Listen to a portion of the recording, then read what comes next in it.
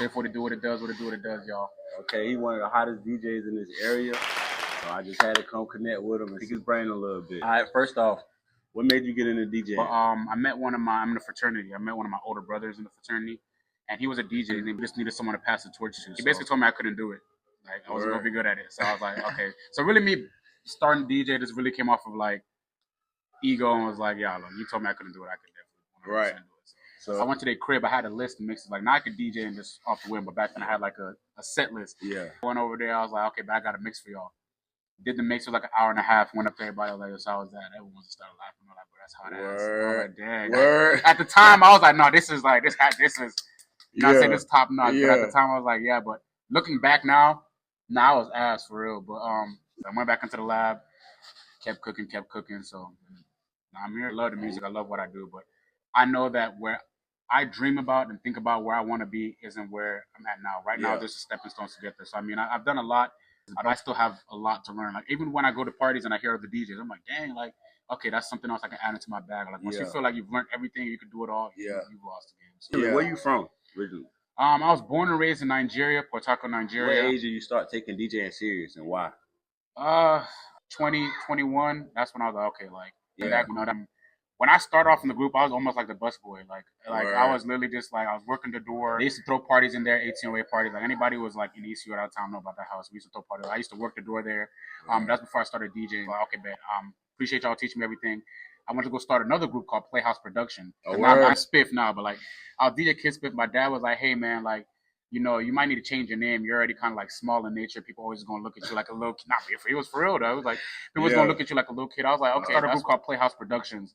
And it was cool because back in that era, we were focused on like the raunchiness, like the twerks and all that stuff for parties. But I realized like that wouldn't be like feasible to like actually build a meaningful brand off of it. If I did something like that, I'd be trapped in one lane of like that type of party. Exactly. And after that, I got serious when COVID happened. Completely knocked us off. So after COVID, I started selling shoes, and that's how I got here. You know what I'm saying? I started flipping shoes because they couldn't DJ. Started figuring out something else to do. Then 419 Night was made, which like the nickname is 419. So going through all those groups kind of just showed my maturity level as I grew in my actual life. What got you with ECU? How you get tied in like that? So at first I wasn't, man. I was kind of hard. Like, I was tied in, then I wasn't, then I got tied back in. And I was just basically learning through maturity. I mean, and working with certain people. You put yourself in a certain scope of things. You know what I'm saying? Not everybody keeps things to a certain like cleanliness or maturity level of how you do things. So I was tied in with the school. You know, back again when I was younger, I was really just trying to blow up and do things a certain way. Like, my page was a straight like twerking girls. You know what I'm saying? Just my page just looked a certain way. So like it reflected on like looking at me. So again, like, you're looking at an institution trying to book you, and they go on your DJ page. And the first thing is a reel of like girls busting splits and stuff, and you're like, some promoters and DJs can do that in their realm, but you know, obviously in the environment I'm in right now with the school, and again I go to the school, it's kind of hard for them to do that. So they kind of held off on me for a little bit. I cleaned up my act, more so my page, my business, my like how they look at me. Then I got tied back in. I got a contract through the ECU women's basketball team. Started DJing with doing their games. That was dope. Then I got contracted through the school again to start doing their events back on campus again. I got kicked off one time. The time that it kept me off was Halloween. Again, I was just young. I was turned. I was just doing stuff to be turned. It was Halloween Havoc. I pulled up. I was drunk. Word. You know, that's just to be real. Again, like, I was younger. Stuff you got to learn. I was drunk. But like, you know, I'm a DJ. I just wanted to come and party. I was drunk. I was turned. But then I'm talking to faculty, all they smelling this Casamigos on my breath. And then I say nothing at the time, but at the end of the day, I still got to be there to do my job.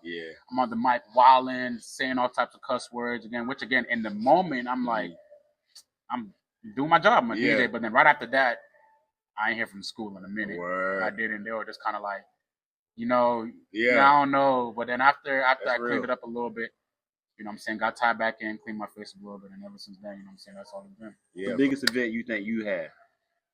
Biggest event I think I had was Tusi, when we brought Tusi down here. We brought a lot of other artists, but still to this day, like, that was the best event I've ever, like, the Greenville Convention Center, off the rip, it's like one of the nicest, biggest venues you have here. The artist himself, that was back when he had just dropped Favorite Song.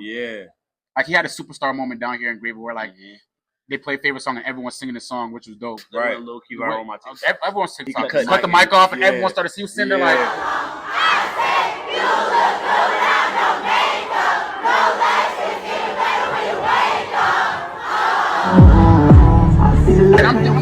really brought this guy down here? Yeah, like, nah, that was wild, bro. The lights, the stage, like, and again, it's like the crowd itself. It was you had parents, you had kids, you had it was a mix of everybody in the crowd. So like, as far as like an event planner standpoint, like number wise, that might not be the most people. Like I think it was about like 1,600 people there. Number wise, I think we've like done bigger than that. But as far as like big, that's still to this day one of my biggest events. One of my favorite events. How far do you see yourself taking this, man? I mean, I love DJing. As far as like how far I want to go with it, as far as I can, you know, I want to be DJ Spiff to be able to DJ festivals, DJ anywhere I can. I just want to be able to be the biggest in that space. Telling my parents like, hey, like, Mom, like, I can't balance working at a hospital and DJing. And she was like, well, one of them got to go. And in her head, I'm pretty sure she's like, oh, he's just gonna put DJing down to the side. Call her the next day. I was like, yeah, Mom, I ain't gonna lie, I just quit the hospital. What? You know what I'm saying? And like to her, it was kind of like, what? Like, it doesn't make it. The hospitals pay me good. Like, I'm talking like I was getting paid. I was a PA's assistant. That's another thing. Like, I can't look at myself and be like, or like my kids come and be like, what happened? I gave up because you're setting you're setting that example to them. You gave up. That's it. Like, I tell everybody, bro. Like, it's all of this that I've done was very delusional to everybody until like I made it work until it made sense to them. Like, if now the TikTok is blowing up, it's like, oh wow, his stuff. Like, I went to my parents, like, okay, it's making sense. It's making sense. Like, but at the end of the day, like, I've worked the hospital in here. Ever since then, I've been taking care of myself. Quite literally, just spinning records and throwing parties.